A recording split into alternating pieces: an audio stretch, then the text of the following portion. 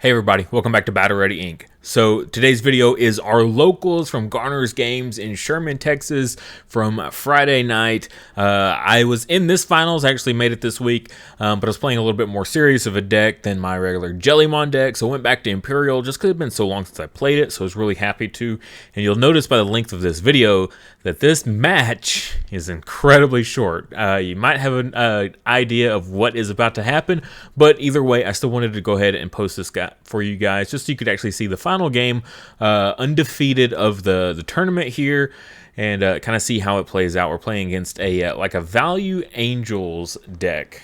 Speaking of Angels, we've got our new memory marker for this month. We got Tokomon here, the baby form of Patamon, handmade out of clay by my wife, hand painted as well. Super cute. Great little memory marker here made out of clay. You can find this on our Etsy page, link in the description below. Also there, you can find all of the previous memory markers that we've featured on the channel, like Neromon also for you Angel fans out there, as well as some of our Battle Ready Inc. merch. Alright, so kicking things off here, we are going first here. We see the Digimon going into the Labramon, following it up with the XVmon, one of the best opening plays that you can do in going first for Imperial. Kicking it over though, we see a BBmon getting hatched in a raising area, and also I do not have it sped up this week, and even without it being sped up, it's still a very short one. Coming in with the Salamon X there, a little bit unfortunate, doesn't have the regular Salamon to go with it, but follows it up with an EX1 Gatomon. So it looks like they're going to do maybe some DP shenanigans potentially here, depending on what they decide to go with ultimately. But having to hard play out another Gatomon. It is only a 4 play cost, level 4, which is, you know, a little bit better than most, but still probably not the most ideal play that they could do. So then now the debate comes of, do we promote up and risk it and try to go into the Imperialdramon and draw into the missing pieces? We've got the Digimon for some draw power, the Labramon to give us some bonus memory when attacking with a jamming, which of course the XVmon is. So sometimes though, you just got to risk it for the biscuit, and that's exactly what we're doing here. Gain that one, draw one off the Dimi. Hitting into a Tyankari, which is a little bit unfortunate because we know we're about to go in for another swing here. So we do draw into the Stingmon here, which allows us to DNA into the Imperialdramon, bottom deck that Gatomon, get our draw for Evo, swing here, so gain 1 memory off of the Labramon, draw 1 for the Stingmon, and then draw another off of the Demimera. That is a very extremely powerful stack going on there, hitting into the Ordainemon, but again have the jamming coming in super clutch here. Missing the Hammer Spark unfortunately, but we do have the Dragon mode to pass turn, choking the opponent at 1. They will gain that memory for the Tyankari though, which will give them that +1 here, putting them up to 2. But not enough memory to really do any big plays. Any 3 Evo cost level 5s, and then a Mega Evo after that. So the memory choke is still pretty solid here, I would say, even with dealing with the Tamer. So not a whole lot of plays they can do at this point. Pretty scary field though, the Imperial with the next turn Imperialdramon set up if there is a Imperialdra in hand. Labramon and Demimera turned off though as inheritables, no longer doing their shenanigans there. But we do see the Angelomon coming down here, 3 Evo cost, recovery 1, putting them back up to 3 at this point. 7,000 DP is enough to dodge any Imperialdras that might be coming down doing any kind of 6,000 DP or less bottom decking. We see another Demimeramon, and then going into that Vmon there, the Searcher Vmon for the duo color, not the, you know, best thing to Evo and raising, but you got to do what you got to do.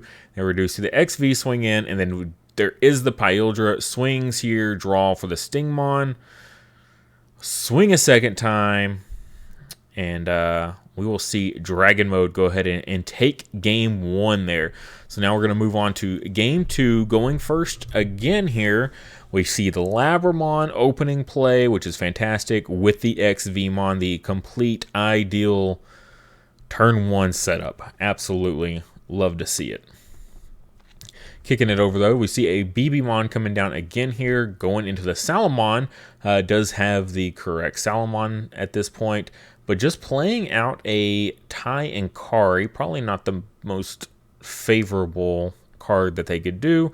So we swing at the XV, gain the one for the Labra, draw one for the Demimeramon. That puts us up to 3. So you know what that means now. That's enough for Stingmon. Played for 3 cost. And then immediately goes into the Pyldra on turn 2. What a draw. Absolutely crazy busted.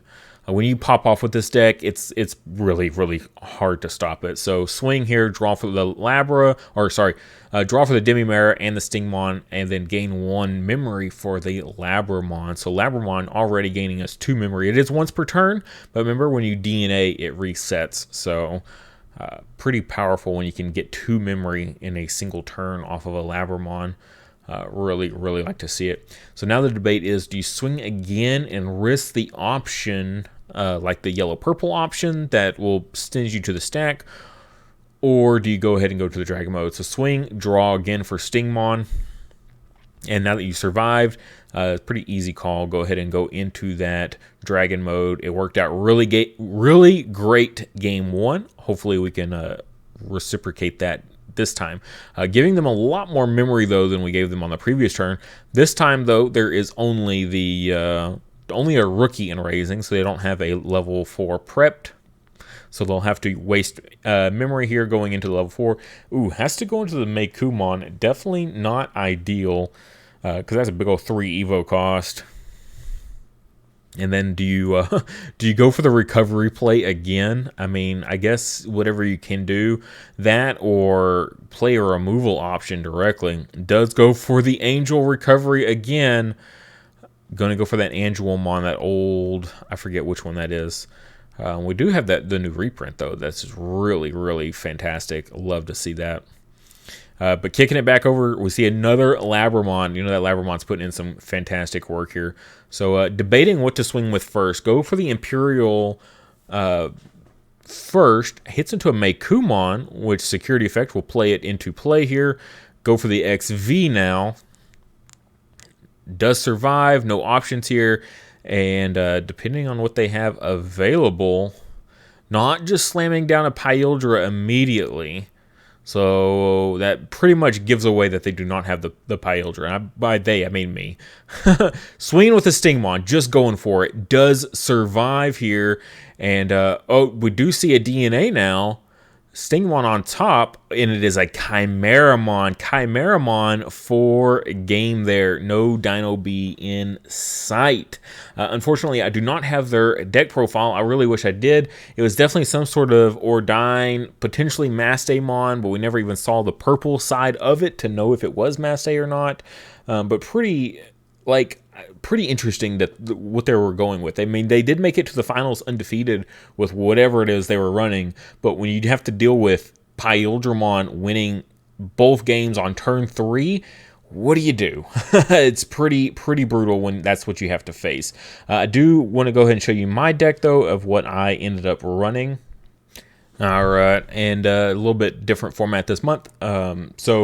Or for this video, but this was the deck that we took here. A lot of pretty standard stuff. What's not quite so standard is I went with 3 of the Leomon and no duo color, you'll notice. So because it just kept coming back to, for my blue Evo, I just want XVmon. I don't want anything else. That's all there is to it.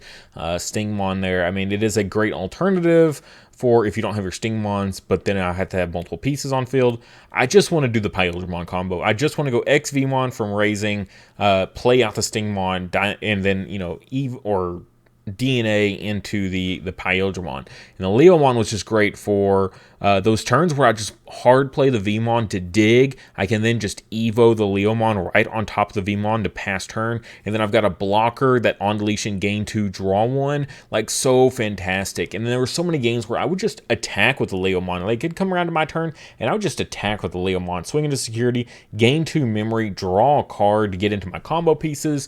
Really, really fantastic card. This Leomon is a great include into the deck. Absolutely love to see it. The only thing I could think of is maybe I could drop one here and then work in one or two of the Lydramon just for that duo color, just for those awkward situations. Labramon super fantastic here with jamming, gain that one. The XVmon pretty much giving the whole stack jamming. Like, this is what you definitely want to. These are your raising area targets, Labramon and XVmon, and like that's really it. The Leomon will pretty much always just get evoed onto the Vmon that are getting hard played to dig.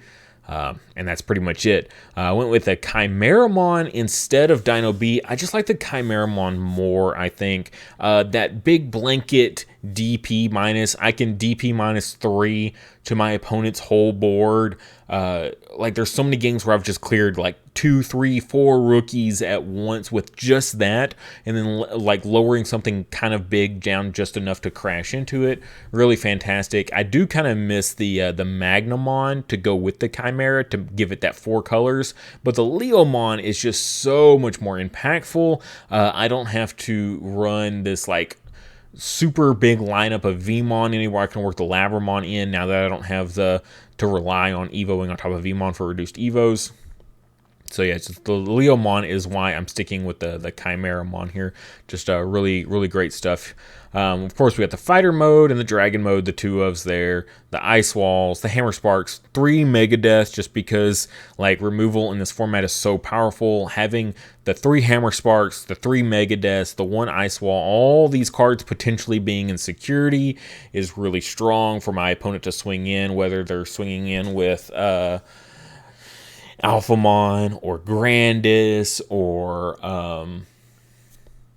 what is it? The Reaper, whatever it is, whatever kind of OTK shenanigans they're swinging in with, all these things hit those decks perfectly.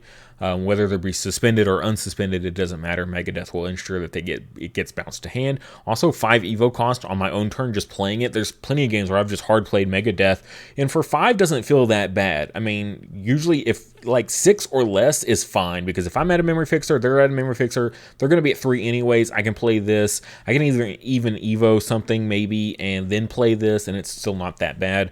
Megadeth, super, super clutch. I did work the blue memory boost in here. I did drop a couple cards down a little bit, just for a little bit more consistency, because I do want to see the XVmons. The XVmons are so clutch. The Pyldramons are so clutch.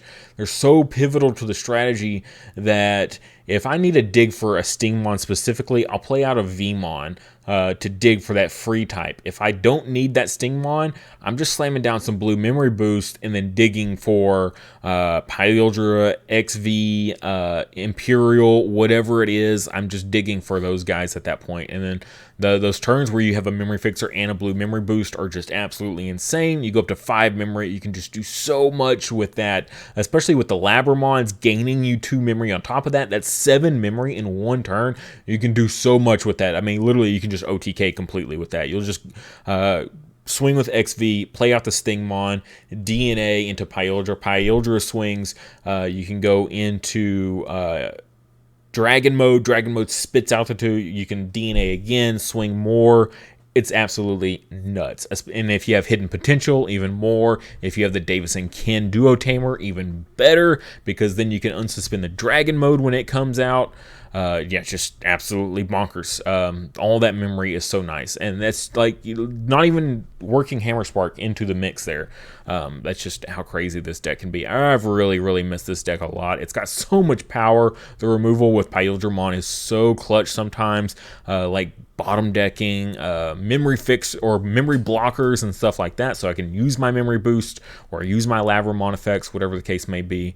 It's just also good. And then the 2 Lobomons, just because Lobomon for game is a thing, I've also had situations where it's like, okay, well, I'll Evo on top of Davis, and then I'll hard play a Stingmon, and I will DNA into my Pyldramon with the Lobomon instead. It does come up. Sometimes just that bottom deck with a Pyldra is worth it, and then I can just go right into a Dragon mode and then spit out some sources, and then I can prep for a future Pyldramon with, like, say, an XVmon on a follow-up turn, whatever the case may be.